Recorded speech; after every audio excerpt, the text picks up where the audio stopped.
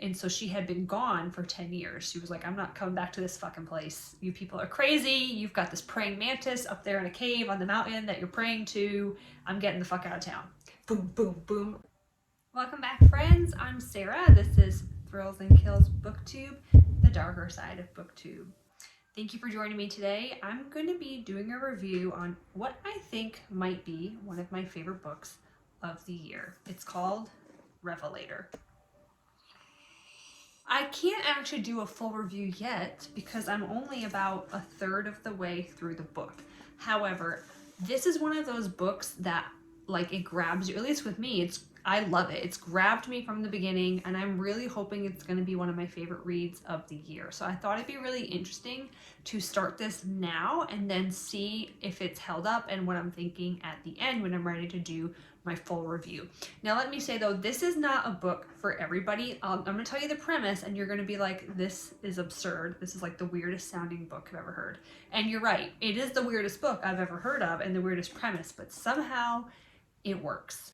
And I think that's because it's focusing more on the characters and their interactions than it is on the weirdness itself. So let me explain. Okay, so Revelator by Darryl Gregory. Can you see how beautiful that is? Oh gosh, I had to get it. I had to get it physically. I couldn't just get it on Kindle. So this is set in the Great Depression in the Smokey Mountains, what is today the Smokey Mountain National Park. At the time, though, it still had holdover families from before it was bought out by the government. And so we're following this one close-knit family who live on the Tennessee side, very, very rural location. And there is this girl named Stella. Her father drops her off at her grandma Maudie's house because he is out of work and he can no longer take care of her. And Maudie is not a very warm and welcoming type of Nana. She's a no bullshit, go do your farm chores, we live a hard life, we got to eke it out kid kind of a grandma too. So Stella and her don't necessarily get along or have the best relationship.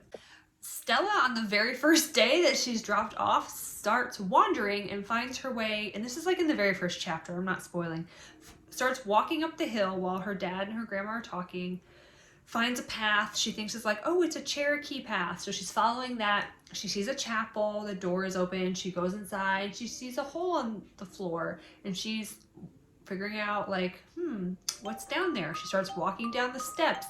It's pitch black, it's clammy. She has this weird feeling come over her, and she looks up and she sees something. And then her grandma finds that she's there and grabs her and yells at her and scares the living daylight out of her. Is you are not allowed to go down here.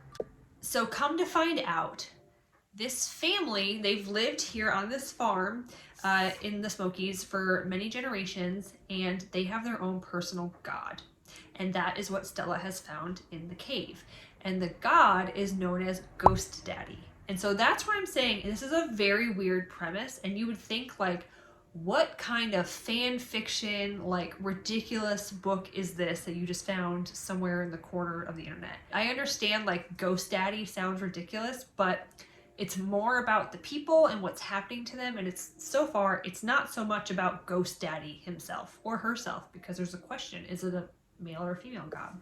Now, the reason I thought, okay, this is odd, but I should trust it and see if I like it. Number one, Stephen Graham Jones gave one of the quotes on the back and said, "Gods and moonshine in the Great Depression, written with a tenderness and brutality only Darryl Gregory could have done. This is as good as novels get." So if he says it's good, I'm gonna trust it. This is my favorite setting. I'm very familiar with Appalachia, the Smokies. Anytime something's written there, I'm gonna give it a chance just because I know I love stories, folklore, anything that comes from that region of the country. I love the part about the moonshine. I love bourbon. I just got back from Kentucky 2 weeks ago. So talk about Appalachia. I actually went and did some distillery tours. So that's kind of a cool thing. That is part of the plot. Stella is a professional moonshiner, and so that is woven in there. Cool fact about moonshining, I learned this when I was in Kentucky doing the bourbon trail. When you are distilling and it draws in the natural yeast from the air, there is a black mold that grows. Not the toxic black mold, it's completely safe, but it grows and it thrives somehow based off the distilling process. I'm not an expert. I never said I was. And so that will grow on the trees, and you'll see it looks like it was in a fire. And if you ever go to a distillery that the buildings, if they're made of stone, it'll look like it was in a fire because you'll see this black mold growing on it. And so that is how the cops would find moonshiners in Prohibition times, because they would see all of a sudden a bunch of trees that looked like they had been in a fire. It's because the still was there. And that is why in Kentucky, barns are painted black to try to camouflage. Back to the story. Again, I know it sounds weird. We're following this girl and a ghost named Ghost Daddy with these long, like praying mantis like legs. That's actually how it describes it. What's cool is we're focusing on Stella and her relationship with her very dysfunctional family, and they're becoming more and more isolated on this farm with this god. And now Stella's grandmother has died. She's coming home to try and take care of family matters, because the grandmother was given a contract, I guess, from the government, like a lease from the government, that as long as she was living, the family could keep that farm and that land. But once she passed, it would go into the hands of the government, because this is now the Great Smoky Mountain National Park.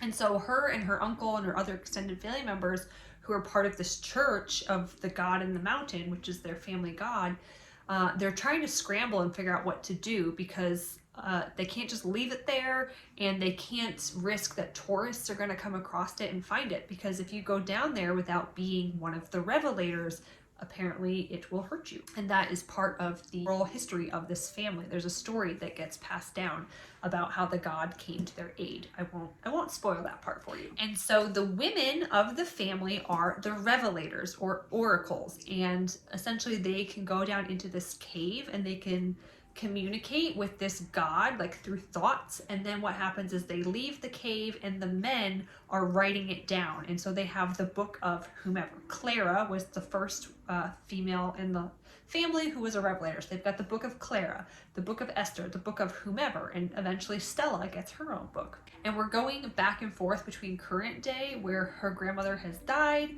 and she's come back to the farm, and then in her history when she was a young girl and she was learning to become a Revelator the first time that she meets her god, etc. And so something happened along the way where she decided to leave home and never come back. And so she had been gone for 10 years. She was like, I'm not coming back to this fucking place. You people are crazy. You've got this praying mantis up there in a cave on the mountain that you're praying to. I'm getting the fuck out of town. And there's something else that happens that's part of the reason that she leaves town, but I'm not going to tell you. That's all I know so far. I am on page 100 out of, what is this, 300 something? 333, so just about a third of the way through. Again, I know it sounds very weird, but just understand we're not sitting there reading about praying mantis daddy all day long. It's mostly about Stella, what she's going through, what she's been through. There are some very interesting characters, people that are her blood family and then kind of her like adopted family. There's a really neat character who lives next to her grandmother, stand-in father for Stella. That's a really interesting relationship there.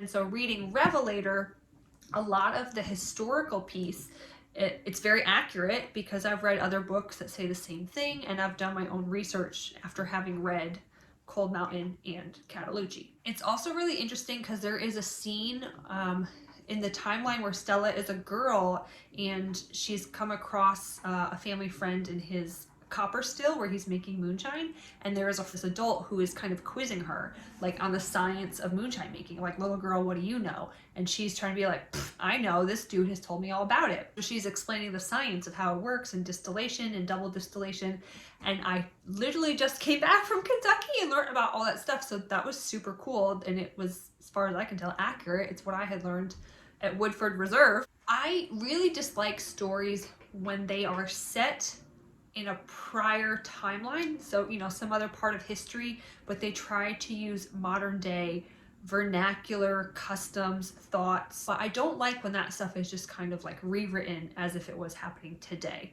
I like the fact that he has their speech patterns. It's written how people would have spoken then, like the treatment of females. Where is their place? Yes, Stella and all the females in her line are Revelators, and so they are the only ones who can communicate with the gods, but they still are not on equal footing with the men in their family. But her grandmother Maudie has very much challenged female gender norms, and she has sort of paid the price. She's been sort of isolated both from her family and in the local community. Like the townspeople look down on her a lot. That's all I know so far.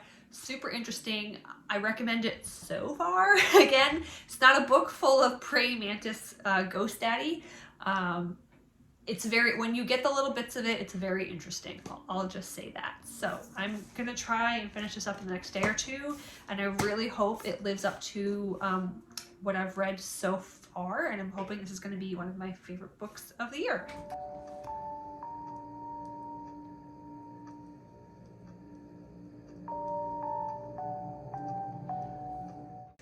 Hey, welcome back to my reading vlog for Revelator by Darryl Gregory. I'm about halfway through now. It's really picking up.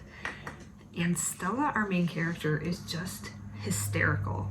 So again, we're in two different timelines, and you can see how even as a young girl, she like had no respect for authority and didn't give a fuck what you had to tell her. And there's a scene where she goes to church with this boy that she kind of has a crush on. His dad is the pastor. And she gets into an argument with his dad because she can't tell him that she's actually an oracle for some other god, and she's trying to argue with him about the validity of the Bible and their whole religion. And then it flips to the timeline where she's an adult and they're having the funeral for her grandmother, and all these people have come, and a lot of them are just kind of like rubberneckers, like gawking there for the spectacle, not actually caring about the grandmother. And Stella brings her coworker, this African-American man who helps her run her distilling business, and he's the only black guy, and there's probably like 100 white people. And the way she reacts to people is just so funny. So her cousin is super proud that she has a fiance, and the fiance is there at the funeral, and she keeps saying like, this is so-and-so, my fiance, this is so-and-so, my fiance. And Stella's so pissed off at her that she's purposely antagonizing her and keeps calling him the boyfriend. And so there is a scene when they first get to the funeral where it's Stella and Alphonse, who is her coworker, and then they come across her cousin and the cousin's fiance, and they're all introducing each other, and the fiance shakes Stella's hand but then won't shake Alphonse's hand because he's an African-American. And in her head she goes, oh, so you're a jackass. So they get through the funeral. Alphonse has no idea about this god that they have, that this family has their own religion. She's warns them ahead of time, you're gonna hear some really crazy shit. I promise you, like, if you just go with the flow, I will explain to you at the end of the day. And they're driving home at the end of the day, and he goes, she's trying to say like, oh, thank you for being there, I know it was kind of crazy, right, and a lot going on. And he goes, what the actual motherfucking fuck? Oh, well, thank you for being there. What the fuck is a ghost daddy? Stella sighs, a made-up god for a made-up religion.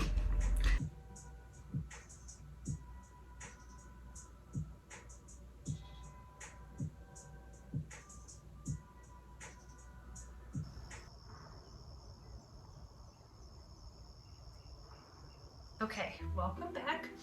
I have now finished The Revelator. This is my favorite book of the year. I have read 4.5, 5 stars this year, but this, I just loved everything about it. It's definitely not for everybody. I think some people might just find it too weird, but if it's up your alley, I think you're going to love it. It's going to be one of those on either end. And I was looking on Goodreads, looking at the reviews, and it has over a 4-star overall rating. I think it's like 4.07, but there definitely are people who like it just was not for them. I'm happy it was for me and I loved it. I will say around about the last third of the book, it really starts to bring in more and more of the god and more of the cosmic and folk horror. When I first started reading it, the first check-in I did, I was saying you just got little glimpses of the ghost daddy, and it was mostly about Stella and her family and their relationships with each other and their history.